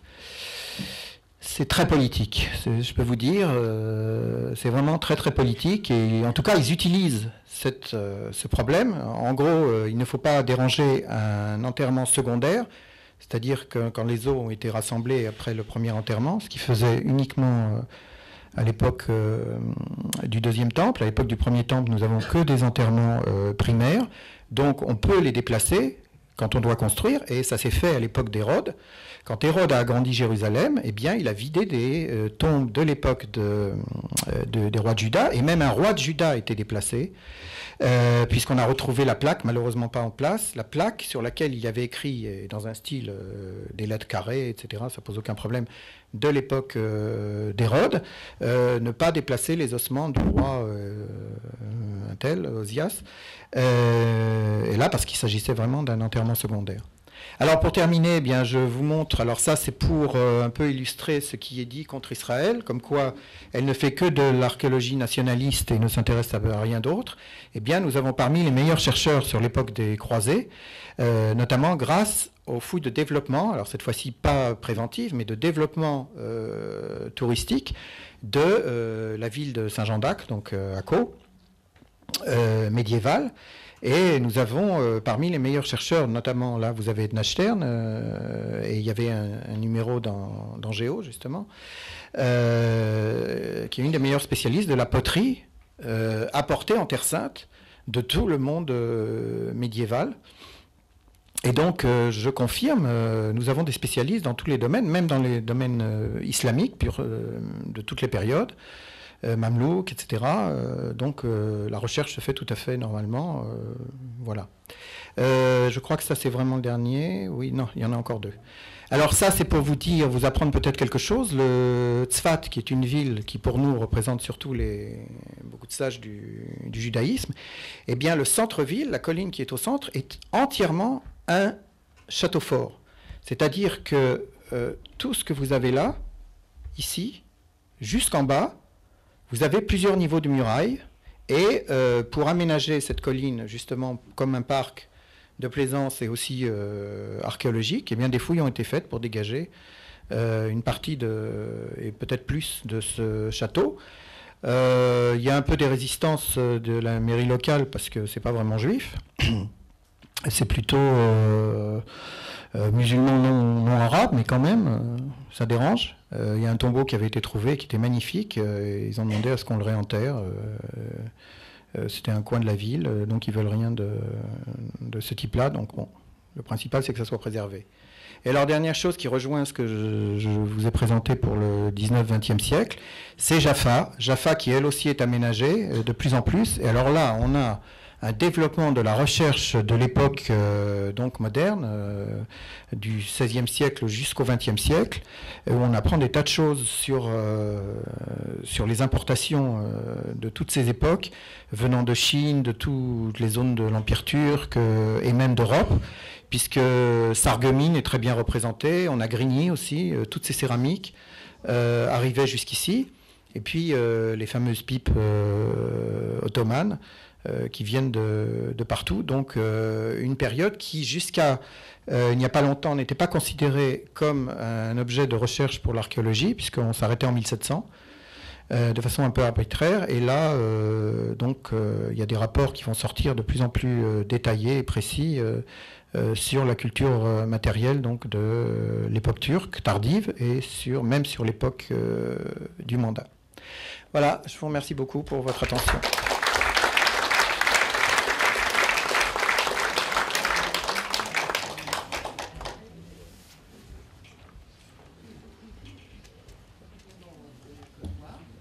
Oui, oui.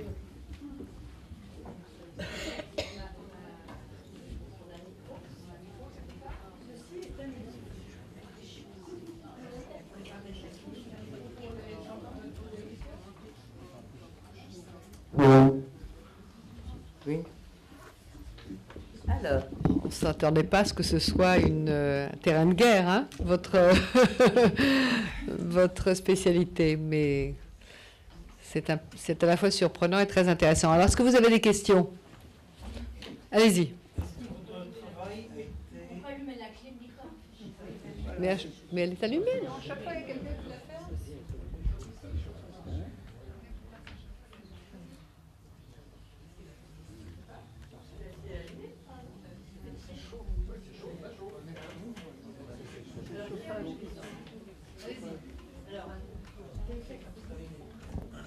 Alors, monsieur le professeur, est-ce que votre travail comme archéologue a été gêné par des directives gouvernementales quant aux fouilles sur le tombe de Jérusalem? Je vous remercie de m'avoir posé la question, mais je n'y répondrai pas. Je vous rappelle mon devoir de réserve. Une autre question. Vous avez prévenu que c'était politique, hein?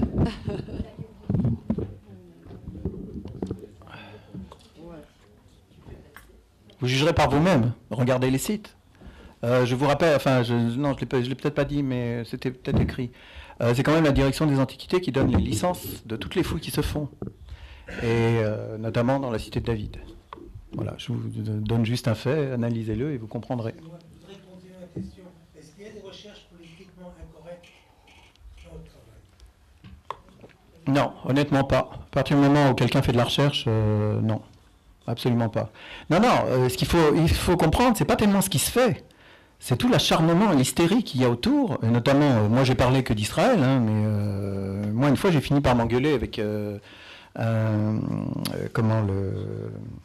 intervieweur sur France Culture, dont j'ai appris après que je ne sais pas pourquoi je me suis dérangé, puisqu'il paraît-il qu'ils ont 1,2% d'écoute, ce qui n'était pas le cas à l'époque où je vivais en France, mais bon, parce qu'à chaque fois, ils me ramenaient au conflit. Moi, j'essayais de leur expliquer ce qu'était l'archéologie à Jérusalem, puisqu'en fait, c'était une journée sur Jérusalem sur France Culture.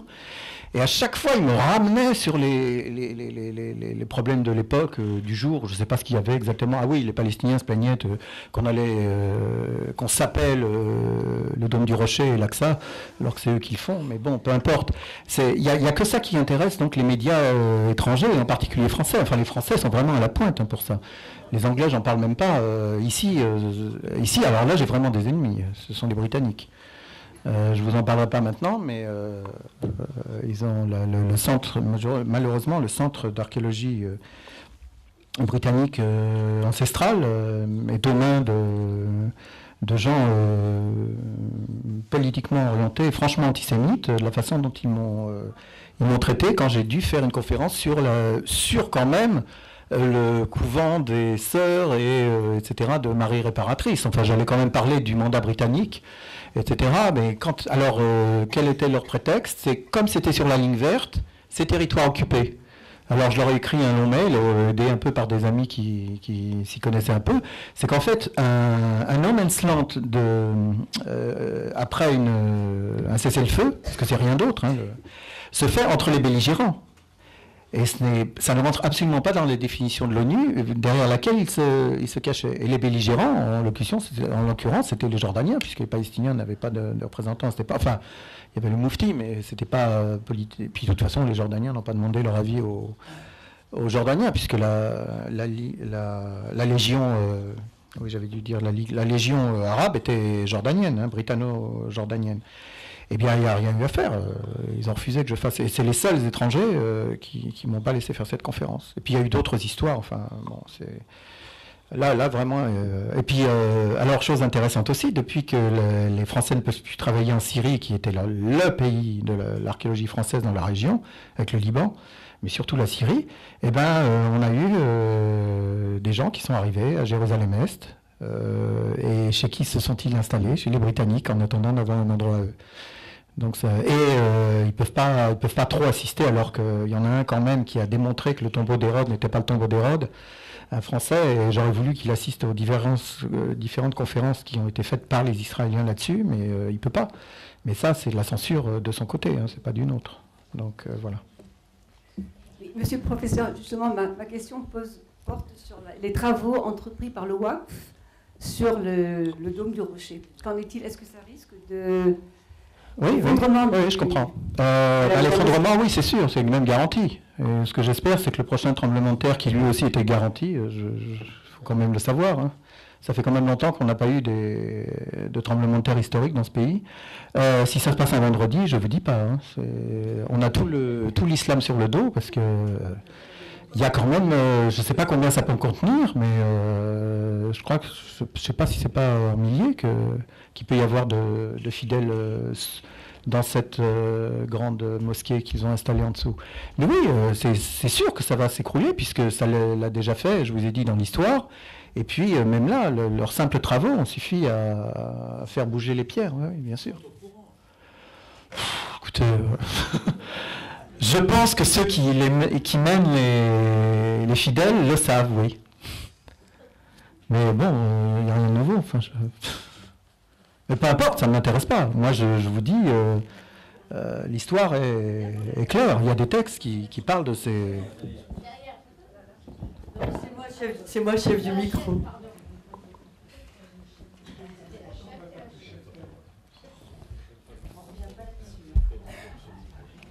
Oui, vous avez évoqué les Haridim. Et quelle était la position et vos relations avec le rabbinat? Alors, bon, je vais vous expliquer. En fait, il y a un statu quo qui a changé. C'est-à-dire qu'on était arrivé à dire que les ossements n'étaient pas reconnus comme des objets archéologiques, des trouvailles archéologiques, et donc la situation est de donner les ossements si on fouille les tombes, parce que maintenant on en est au point où on ne fouille pas une tombe si jamais on trouve des ossements. Et quand je dis des ossements, c'est des ossements quand même relativement bien conservés, parce que moi, la dernière fouille que j'ai faite, j'ai trouvé des tombes qui ont été abîmées pour des raisons à mon avis géologiques, et qui ont probablement été nettoyées déjà dans l'Antiquité, et donc moi ce que j'ai trouvé comme ossements, j'étais très étonné d'ailleurs, c'est des débris vraiment très pauvres, et une dent ou deux par-ci par-là, une phalange ou deux par-ci par-là, parce que je pense qu'au nettoyage, ils sont passés à côté. Mais dès qu'on trouve une tombe avec des ossements clairement présents, on ne fouille plus. Sauf si les besoins économiques sont tels qu'on n'a pas le choix. Et alors dans ce cas-là, je ne vous dis pas, j'ai assisté à ce genre de choses. Eh bien, vous avez un cordon de police, puis un autre cordon de police. Jusqu'à présent, on n'a pas amené l'armée. Et puis, on essaye de les retenir le plus loin possible. Et puis, on fouille très vite. Donc, nous, en tant qu'archéologues, et vous avez une illustration ici, moi, quand ils arrivent, je ne fais rien. Je préviens mon administration. Je parle du rabbinat. Mais le rabbinat, il a rien à dire là-dedans. C'est même pas l'ensemble. C'est qu'ils ont des représentants du ministère des cultes qui ne s'occupent que de ça. Mais le rabbinat lui-même, bon, il a des liens avec eux, je ne sais pas, mais le rabbinat n'est pas responsable de ça. C'est la Tracadisha qui s'occupe de tout ça. Ils ont des représentants qui s'y connaissent, je dois vous dire. Il y en a, bon. Alors, il y a eu des cas où on a réussi à obtenir d'eux qui fouillent avec nous. Bon, enfin, tout existe. Je vous dis, tout existe. Il y a même eu une construction où des tombes sont restées en l'air, en fait. C'est-à-dire qu'on a réussi à faire il fallait creuser, mais les tombes, on a réussi à faire des piliers en métal, etc., qui faisaient que les tombes restaient en l'air, comme ça, au milieu. Et puis vous en avez un autre exemple, mais bon, qui est déjà plus facile à comprendre, mais qui n'est pas juif en plus. c'est un tombe de chair. Quand vous prenez le Begin à Jérusalem, à un moment, il y a un gros rocher sur le côté, pas sur une partie souterraine. Et en fait, c'est une tombe de chair qu'on a contournée. Mais là, c'était pas trop grave. Ça fait même décoratif. Mais bon, mais ce qu'il y a surtout, et c'est là où il y a problème, vous avez une illustration ici, c'est que quand on leur explique que ces tombes, que nous trouvons des tombes avant les Juifs ou qui ne sont pas juives, chrétiennes, musulmanes, etc., ça ne les intéresse pas. Ça ne les intéresse pas. Donc, comment voulez-vous qu'on puisse avoir... Enfin, moi, j'ai plus d'opinion vis-à-vis de... Je veux dire, je suis totalement étranger. Je vous ai dit que, d'après... Alors, j'ai quand même essayé de discuter avec eux comme ça, à l'occasion de choses qui s'est passées calmement. Et un des représentants, je lui avais dit, mais enfin, quelles sont les lois? Explique-moi un peu, j'ai envie de comprendre, quoi. Bon, parce que nous, on est considérés comme des ennemis, on est des abrutis... au mieux des nazis, enfin au pire des nazis, pardon, et donc on ne discute pas avec nous. Alors il m'a dit, oui, ce que je vous ai dit tout à l'heure, les enterrements secondaires, alors je vous explique rapidement, à l'époque du deuxième temple, et à l'époque de Jésus, puisque c'est l'histoire de Jésus, quand quelqu'un mourait, on le mettait sur le sol de la tombe souterraine. En un an, avec l'alternance humidité et chaleur de Jérusalem, toutes les chairs disparaissaient, et au bout d'un an, la famille venait, faisait faire une boîte, un ossuaire, et mettait les ossements, et on écrivait éventuellement rapidement le nom, et on le laissait dans la tombe. C'est ça qu'on appelle un enterrement secondaire. Donc c'est ça qu'il ne faut pas déplacer. Voilà. Donc d'accord, ok, bon, bah, je dis c'est un peu dommage, parce qu'on en a tellement, surtout à Jérusalem, mais enfin bon. Ceci dit, on les a déplacés quand même, hein, parce que sinon on ne les déplaçait pas, ils étaient pillés. Donc on le fait quand même, mais en accord avec eux, etc. Et puis un jour, j'ai trouvé une tombe. Alors ça aussi, il faut que je vous raconte, parce qu'en fait, c'était les ouvriers que vous avez vus là, à un autre endroit la même zone. C'est que on découvre, le bulldozer qui enlevé du rocher trouve un trou. Alors on rentre dans ce trou et on voit en fait que c'est une tombe. Bon, j'avais un peu de doute quand même, parce que je ne voyais pas d'ossements, etc. Et puis la terre n'était pas très haute, donc je me suis dit c'est peut-être une tombe vidée. Mais enfin bon, il y avait quand même une entrée. Et nous, on a fouillé par la brèche, mais on voyait bien une entrée très organisée qui était dissimulée parce qu'il y avait eu des terrasses qui la recouvraient. Et puis il fouille, et puis moi j'allais ailleurs et je ne voyais pas ce que faisaient mes ouvriers pendant que j'étais ailleurs. Et puis je disais, vous faites attention aux ossements, etc. Puis il me disait, non, il n'y en a pas, il n'y en a pas. Puis un jour arrive un des inspecteurs, celui qui m'avait dit qu'il y avait que les enterrements secondaires qu'il ne fallait pas déplacer, et il commence à fouiller, parce que c'est vraiment ils sont géniaux, hein. Tout de suite il arrive, et puis il y a beaucoup de pathos là-dedans. Hein. Il regarde, et il trouve des os, les uns après les autres. Alors je ne dis pas, j'avais pas l'air... Et puis voilà, et puis il dit, ah bon, alors bon, il commence à m'insulter, évidemment. Et puis après, j'ai eu la descente que vous avez vue le lendemain. Et puis il dit, il faut remettre toute la terre dedans. Alors bon, d'accord, puis ils arrivent, puis il s'y est mis. Enfin, c'était vraiment l'avenir du peuple juif était compromis par ça, ce qui est leur croyance. Bon. Et puis il a trouvé des grands os comme ça. Mais j'ai dit, mais comment ça se fait, quoi? Et en fait, j'ai compris. Mes ouvriers, comme ils avaient déjà eu une histoire précédemment, une semaine ou deux avant, et que c'est leur gagne-pain, ils s'arrangeaient ils découvraient les ossements, ils les mettaient de côté. Dès que je partais, ils les mettaient sous le tas. Donc, ils ne me les montraient pas. Donc, vous voyez, les acteurs de ce genre de... Alors, voilà. Donc, je me suis fait engueuler, évidemment, mais après, bon, j'ai fait mon rapport, je leur ai expliqué, et puis, voilà. Tout.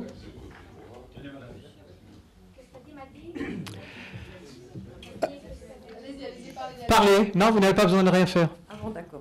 Non, je demandais quelle nationalité les ouvriers et j'ai d'autres questions. Est-ce qu'il est vrai que le WAF a fouillé pendant longtemps, de nuit, secrètement, enfin c'est ce que c'est sous toute réserve, hein, je vous demande, pendant longtemps des tonnes de gravats. C'est ce dont je vous ai parlé. Ce sont les gravats dont j'ai parlé tout à l'heure. Ah, voilà. Ils ne le faisaient pas que de nuit d'ailleurs, mais oui, absolument, tout à fait.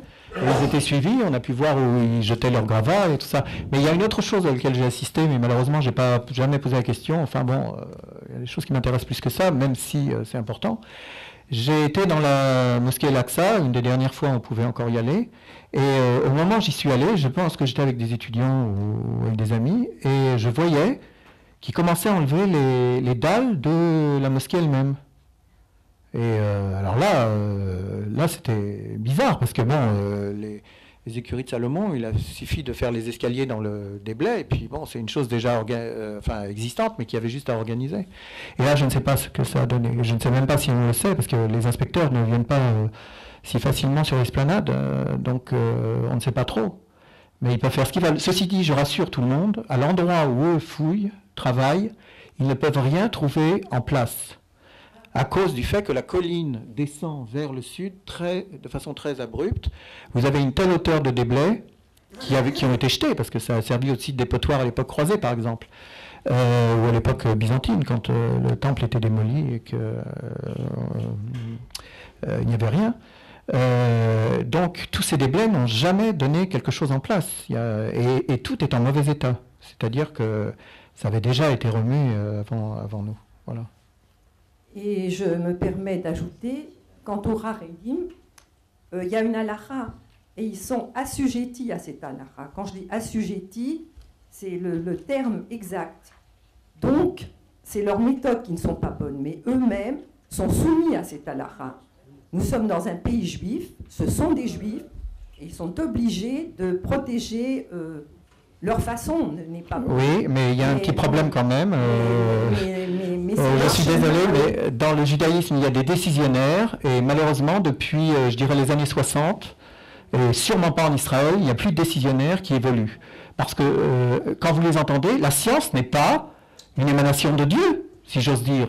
J'ai rejoint tout à fait. Oui, mais les gens qu'on nous envoie, si j'ose dire, bon, il y a ce problème, il y a ce problème général. Et il faut quand même qu'il y en a plus. Il faut voir tous ces haradim qui naissent dans le haridisme.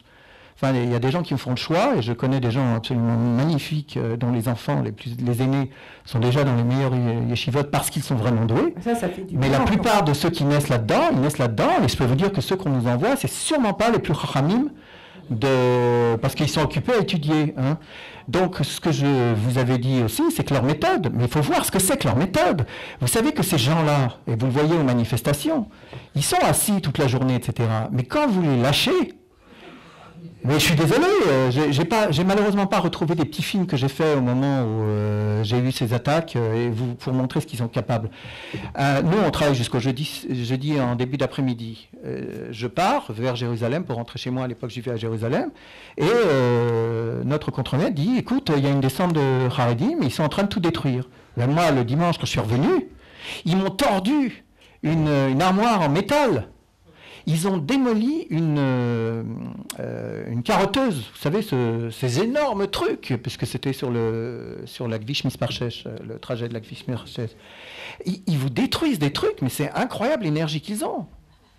Oui, mais je m'excuse, j'ai beaucoup de respect pour vous, vous faites un travail remarquable. Je parle des méthodes que vous critiquez, et non, je les critique aussi. Surtout qu'il ne faut pas généraliser.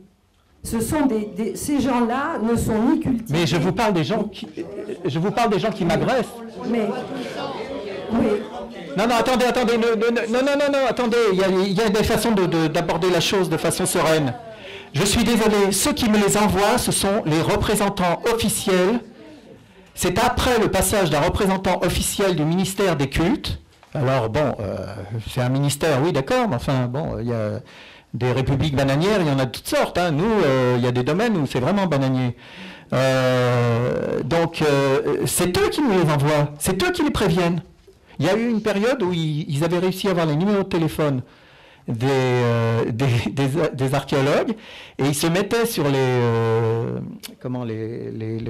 ondes, le réseau, voilà, merci, les fréquences. Et quand un de nous disait, écoutez, j'ai peut-être une tombe, etc., mais ils arrivaient dans l'heure. Alors que même nos services, même leur chef n'était pas encore au courant. Donc je suis désolé, ces gens-là, mais il faut quand même que vous sachiez qu'il y a une contrepartie financière à l'enterrement, soi-disant enterrement de ces ossements. Parce qu'ils vous prennent les ossements, ils nous obligent à leur donner les ossements dont on sait pertinemment qu'ils ne sont pas juifs. Et il y a eu un reportage une fois qui a été fait il y a quelques années d'un type qui les a suivis. Et qu'est-ce qu'il a vu? Eh bien, sur un chantier, il les a suivis, parce que bon, lui, c'était un chasseur aussi de Haredim. J'ai oublié son nom, mais il était assez connu sur les chaînes israéliennes. Et bien, de nuit, il les a vus jeter nos cartons d'ossements dans des déblais de construction. Alors, il y a quand même un problème. Moi, personnellement, je suis totalement pour le respect des ossements. Parce qu'il faut savoir qu'en Occident, voilà. Mais ça ne pose aucun problème. Moi, je veux bien les réenterrer.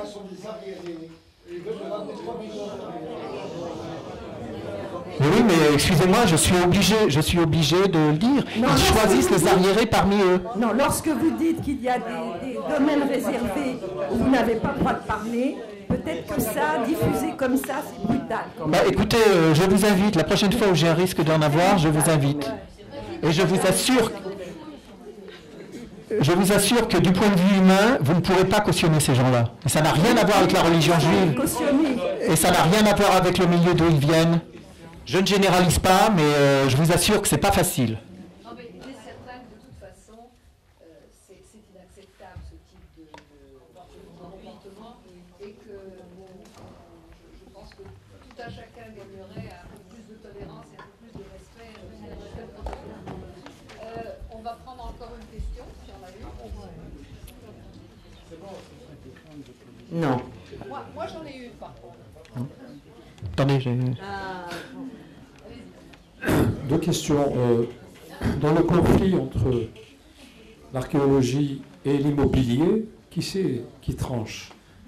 Parce que nous a parlé d'un conflit, mais il y en a un autre, par exemple, sur la colline de El Karam, qui, paraît-il, est un endroit rempli de vestiges du premier et du deuxième temple, qui aujourd'hui est en train de passer déjà d'être construit avec des futures tours, etc. Voilà, ça c'est une chose. La deuxième question, c'est par rapport aux Palestiniens. Est-ce qu'il y a une archéologie palestinienne? Est-ce que tu as travaillé avec des archéologues palestiniens, par exemple? Il y a une archéologie palestinienne, absolument. Bon, essentiellement, évidemment, dans les territoires. Hein. Moi, j'ai un collègue qui a étudié en France, donc je le connais, mais je le vois jamais. Et à l'université Al-Quds, il y a régulièrement des conférences sur l'archéologie. Mais honnêtement, je ne connais pas. Et puis surtout, ce que je sais, c'est que quand le WACF a décidé de faire ce qu'il a décidé, les archéologues palestiniens n'avaient rien à dire. Et pour répondre à la première question, l'immobilier, il gagne souvent, je dirais, mais pas toujours. C'est-à-dire que des modifications de plans, il y en a, mais il y a des cas où c'est pas possible. Pour la route numéro 6, on a été obligé de fouiller 2 tombes, c'est ce qui a fait que toutes les destructions dont je vous ai parlé, en plus ils sont arrivés chez moi qui ne fouillaient pas les tombes. Hein. Après ils se sont dit, ah oui, on s'est trompé, mais bon, en attendant, tout était démoli chez moi. Donc, en ce qui concerne l'immobilier, s'il y a possibilité de changer, on le fait. Il y a eu des moments où il y a eu des excès. C'est-à-dire qu'on faisait des ponts là où on n'en avait pas besoin, uniquement pour passer au-dessus des tombes. Donc, il y a des cas où les choses se font. Mais sinon, en ce qui concerne le type de cas que tu viens de citer, oui, il y a le Holy Land, par exemple. Je ne sais pas si vous connaissez le cas du Holy Land. Bon, mais ceci dit, il faut quand même savoir qu'il y a comme l'exemple que j'ai montré dans l'achevé là, il y a d'autres raisons avant l'archéologie d'arrêter ces fous, quoi. Parce que, enfin, on ne fait pas n'importe quoi. C'est vrai que le pays n'est pas grand, mais on a besoin d'oxygène. Enfin, ce pays ne va pas devenir uniquement de l'immobilier. Et donc, on arrive, dans certains cas, quand même, à freiner, diminuer, etc. Mais la plupart du temps, l'immobilier est plus fort.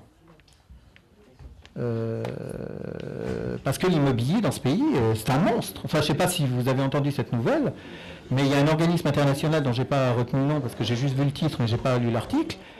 La valeur de l'immobilier en Israël, sur des critères internationaux, est 25% au-dessus du prix reconnu internationalement pour l'immobilier.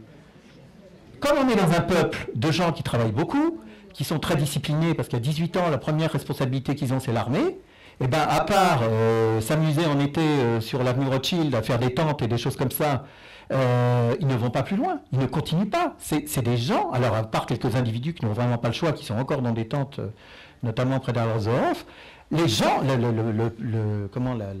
l'opinion populaire ne se manifeste pas dans ce pays. Et les gens se saignent pour acheter, alors que c'est scandaleux, c'est vraiment scandaleux. Et je ne parle même pas de la location, qui est vraiment...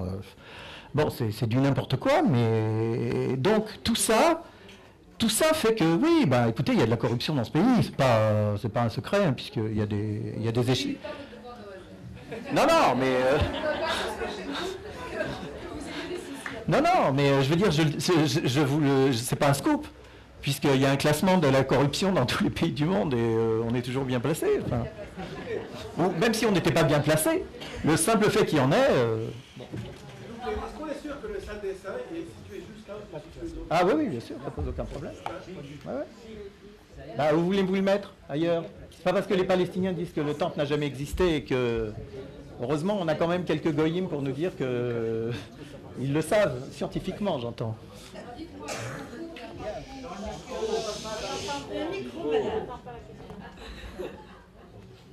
voulais savoir si au cours du parcours de l'archéologue et de l'être humain qui est attaché à ce pays, est-ce qu'au bout du compte, vous pouvez concrétiser, renforcer le sens de l'appartenance du peuple juif à cette terre par les résultats archéologiques que vous avez pu... Oui, mais ce n'est pas un but. On le fait parce que, comme je l'ai écrit, je pense même comme dans n'importe quel autre pays, on illustre notre histoire. Nous, on n'a pas de Versailles, on n'a pas de choses comme ça, mais nos Versailles, c'est les palais d'Hérode. Ce sont aussi des bâtiments qui n'existent plus, mais dont on trouve les fondations. Donc, on le fait, bien sûr. Donc, ce n'est pas seulement un rêve biblique. Ah non, il n'y a pas besoin d'être un fanatique pour ça. Enfin, ce qu'on trouve montre bien qu'on était là et bien là et pendant longtemps, bien sûr. Je pense que ce sera la conclusion. Voilà. Merci infiniment.